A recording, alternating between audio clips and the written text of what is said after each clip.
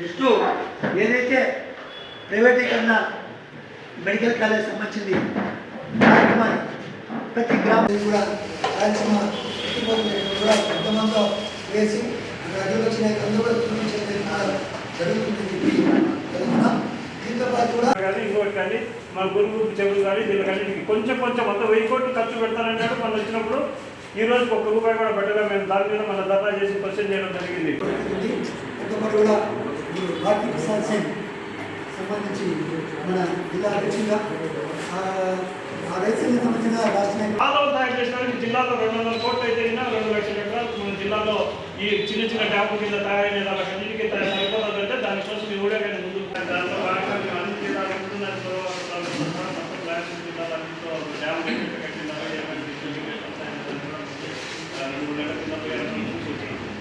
బాగా ఒక రాష్ట్రం గురించి బాధగా పోయిపోతుంది. అనవసరంగా నీళ్ళు సముద్రం లేకపోయినా బాధగా కానీ అవసరం చెంబు నీళ్ళు వాడుకుంటున్న కాడికి వచ్చేసారు అందరూ.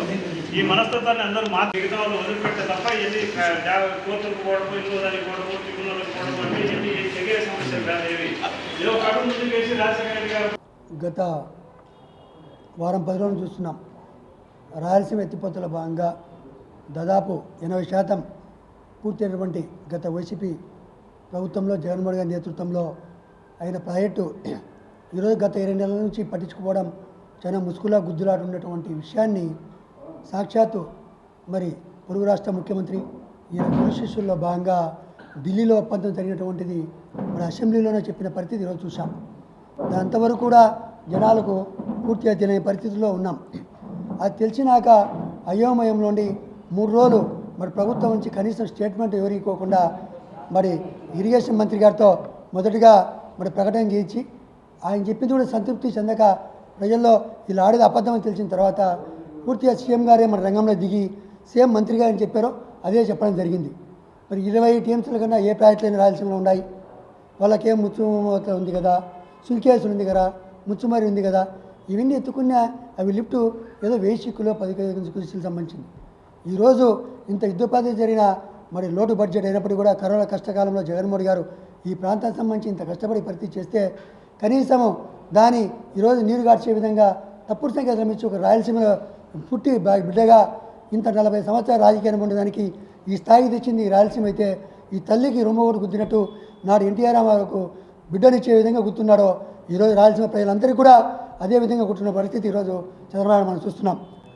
మరి ఈయన ముఖ్యమంత్రి గతంలో ఉన్నప్పుడు కూడా మరి ఆ పక్క తెలంగాణలో మరి పాలమూరు, రంగారెడ్డి, మరి దిండి, కల్వకుర్తి, నిత్యంపాడు ఇవన్నీ ఎత్తిపోతులని కూడా అక్రమంగా అనుమతులు లేకుండా ఆ రోజు కట్టి ఈరోజు మన జగన్మోహన్ గారు ముందుకు వచ్చి కట్టినప్పుడు కూడా దీనికి యాడ్సాప్ ఇచ్చి మరి స్వాగతించి మరి పనిని పూర్తి చేయకుండా ప్రాజెక్టు పూర్తి చేయకోకుండా ఈరోజు మళ్ళీ ఎదురుదారి చేసే పరిస్థితికి ఈరోజు వస్తూ ఉంది. మరి దివంగత రాజశేఖర్ గారు ముఖ్యమంత్రి అయిన తర్వాత మరి ఏదైతే కనీసం మిగులు జలాలైనా పుణ్యపోయినా వరద వచ్చినప్పుడైనా మేము వాడుకుంటామని చెప్పి ఆ రోజు జలయజ్ఞంలో భాగంగా యుద్ధపతి చేరిన మరి ప్రాజెక్టుని పరుగులు ఎత్తించి ఈరోజు రాయలసీమ సస్యశ్యామలంగా ఉందంటే దానికి కారణం దివంగత ముఖ్యమంత్రి రాజశేఖర్ గారు. ఈ 2 ప్రశ్నలు సూటిగా సమాధాన పరిస్థితి ఈ ప్రభుత్వం చెందినకు ఉందని చెప్పి ఒకసారి తెలియజేసుకున్నా.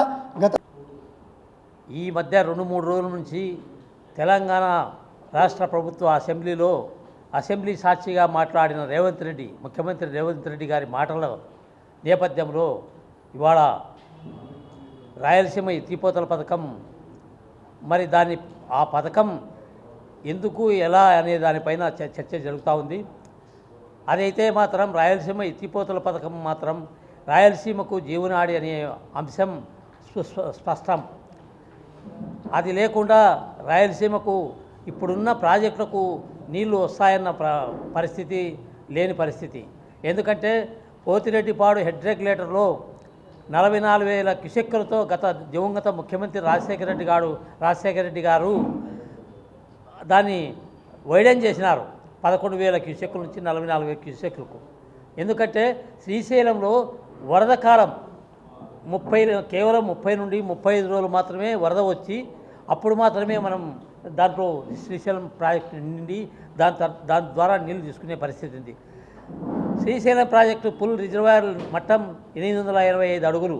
మరి 885 అడుగులు ఉంటే 881 అడుగు నుంచి కూడా మనం నీరు తీసుకునేదానికి పూర్తి స్థాయిలో నీరు తీసుకునేదానికి పొద్దుపాడు ఎక్టరేట్ ద్వారా అవకాశం ఉంది.